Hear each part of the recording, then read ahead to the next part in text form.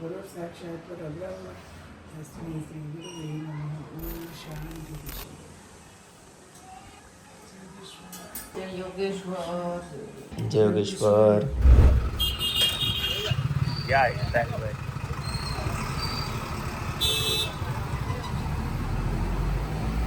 ગઈશ તો હેતાંશ ને છે ને સ્કૂલ બસે મૂકીને આવતો રહ્યો અને ઘરે બનવાનો નાસ્તો ચાલુ થઈ ગયો છે મસ્ત ફર્સ્ટ ક્લાસ ગરમા ગરમ ભાઈ ભાખરી બને છે ભાઈ કાફી दिनों के बाद। लास्ट कब भाखरी खाई थी याद है? लास्ट हेतांश के स्कूल को एनुअल फंक्शन था ना। हाँ नहीं हाँ हाँ हाँ तब खाई थी। भाखरी खाई। वो भी याद है लास्ट कब बनाई थी? हाँ लास्ट तो बढ़िया याद शक्ति है जी। गोल गोल रोटी रोटी रोटी तो नहीं पर भाखरी बन रही है भाई कितनी वो तो देर। याद रखनी चाहिए ना, कल क्या बनाया था आज कल क्या बनाया वरना रिपीट हो जाता है। वरना repeat हो जाता है। वरना रिपीट हो जाता है। ठीक है जी ભાઈ તળેલી રોટલી ભાખરી બને મારે રોટલી જ બોલાઈ રહી છે ભાઈ ભાખરી બને છે તળેલી બરાબર છે। ચાલો ભાઈ નાસ્તો કરવા માટે रुमाल के सेट आते हैं ना, रुमाल के सेट यस जेंट्स के रुमाल बड़े होते हैं, लेडीज के रुमाल छोटे छोटे होते हैं। तो ऐसे ही भाखरी आपकी भाखरी है ना, हाँ वो बड़ी भाखरी है, बड़ी मेरी भाखरी। छोटी भाखरी है। छोटी भाखરી બડી ભાખરી यो। અત્યારથી જ ખ્યાલ આવી જાય બરાબર છે। हाँ। ચાલો ભાઈ જો ભાઈ ભાખરી બનવાનું ચાલુ થઈ ગયું છે। ઘણા લોકો છે ને ભાખરીની રેસીપી માંગતા હોય।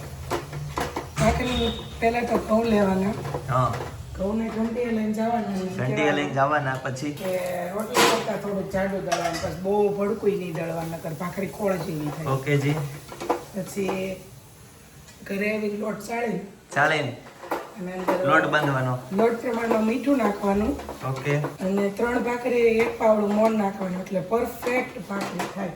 એમ ને હા, એ મોણ નાખી અને મસ્ત બહુ કડક કરીને ને હાવ ઢીલોય નહીં, તો મીડિયમ લોટ બાંધી દેવાનો। ઓકે જી ભાઈ સરસ। એ ચાલો લોટ બાંધ્યો, હા। બાંધી હા। પછી આવી રીતે ભાખરી વણીને આવી રીતે દબાવીને અને કરવાની। પહેલા બે બાજુ શેકાવા દેવાની, કમ્પ્લીટ શેકાઈ જાય પછી તેલ કે ઘી લગાવી અને પછી આ દબાવવાનું, એટલે ભાત ય મસ્ત પડે અને ક્રિસ્પી સરસ થાય।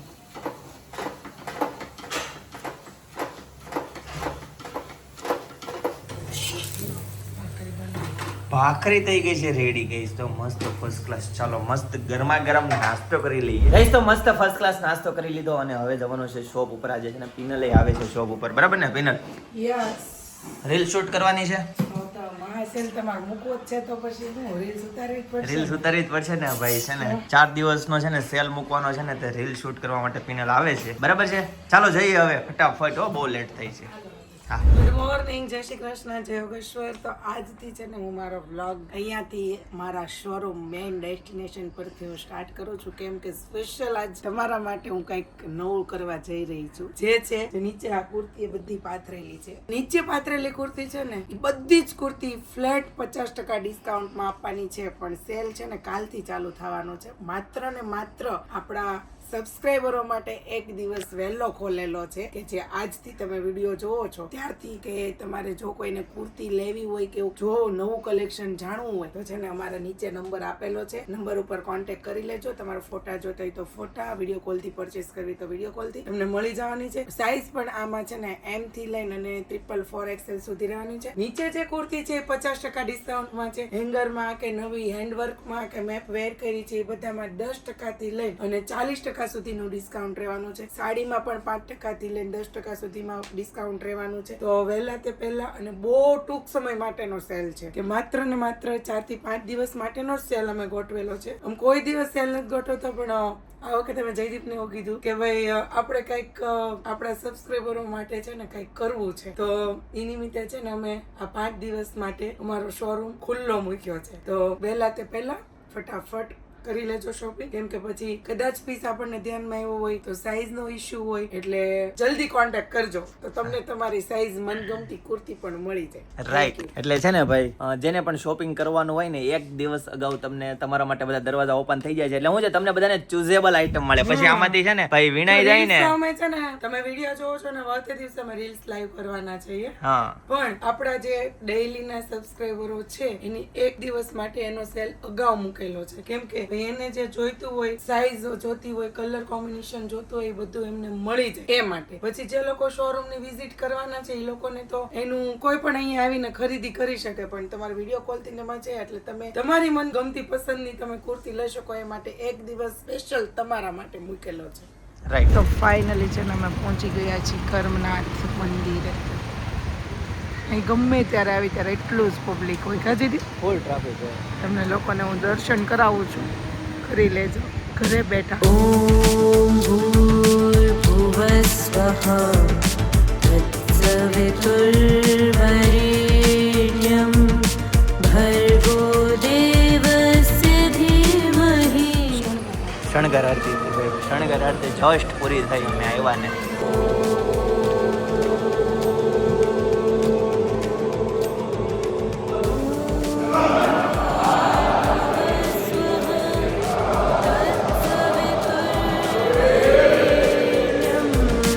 भर्गो देवस्य धीमहि धियो यो नः प्रचोदयात्. જઈશ તો મંદિરની પાછળ એક્ઝેક્ટ જો ભાઈ તાપી નદી, ભાઈ તાપી મૈયાના દર્શન કરી લ્યો ભાઈ. અને આ બાજુ જો ભાઈ થોડીક છે ને શું કહેવાય, આ વેલ, હા ભાઈ વેલ થઈ ગઈ છે ભાઈ, છે ને. પણ સૂર્યપુત્રી તાપી નદીના દર્શન તમે ઘરે બેઠા તમે નિહાળી શકો છો.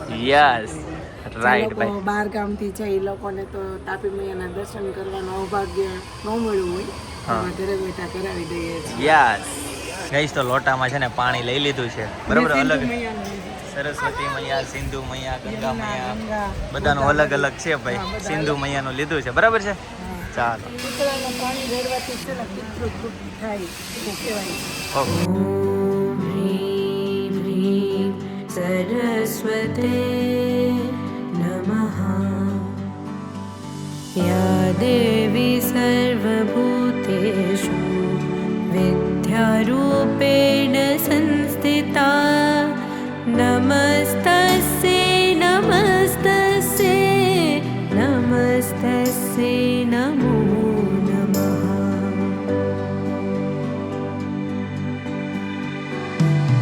या देवी सर्वभूतेषु विद्यारूपेण संस्थिता नमस्तस्यै नमस्तस्यै.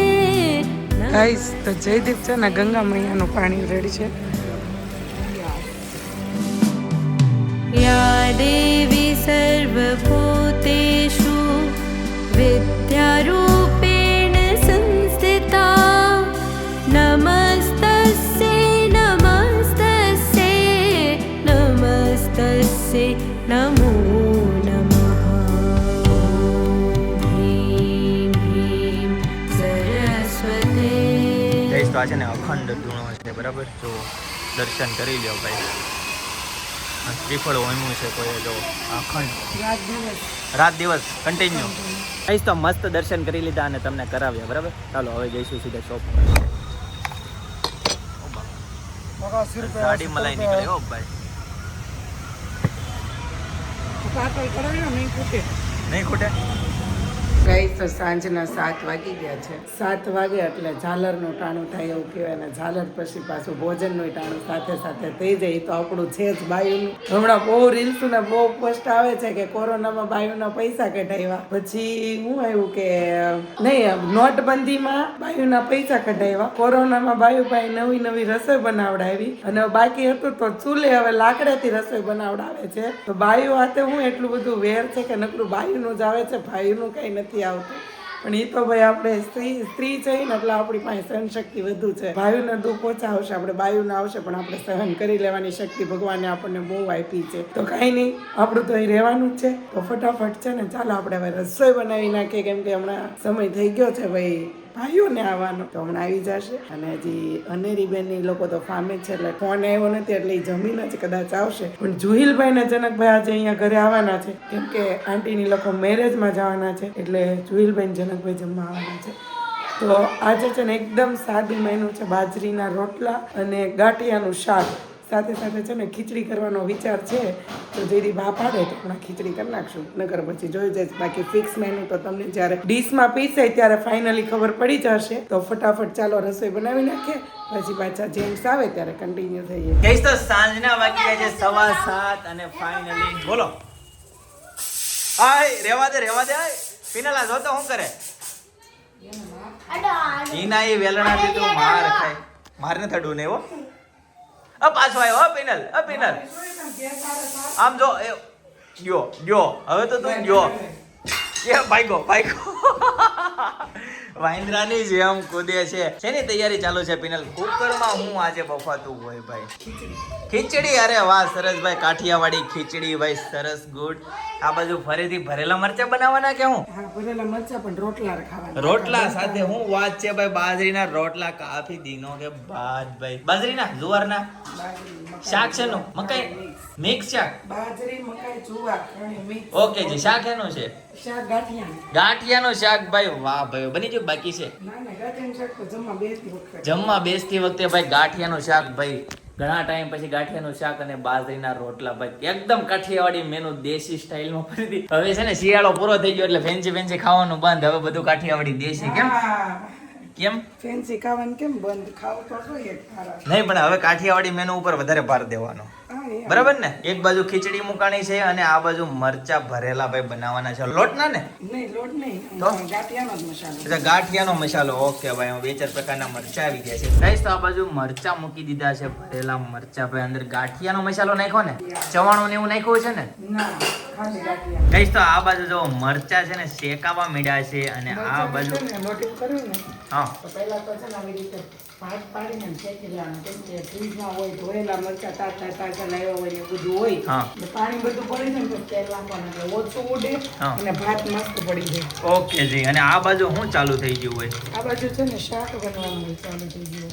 ઓકે ગાઈસ તો આ બાજુ શાકનો મસ્ત મજાનો વઘાર થઈ ગયો છે ભાઈ, જોરદાર. બરાબર, બધા મસાલા એડ કરી દીધા છે. હેતાંશભાઈ આવી ગયા છે. હેતાંશ પેલો વેવણો કેમ ગયો? હાલો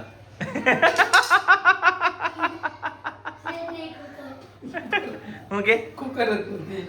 છે જ નહીં ભાઈ, કુકર જ નથી ભાઈ. બરાબર છે, ચાલો ભાઈ. હાલો શાક ઉકળે કે આપણે મરચા શેકી નાખીએ. હાલો ભાઈ, મરચા શેકી નાખો.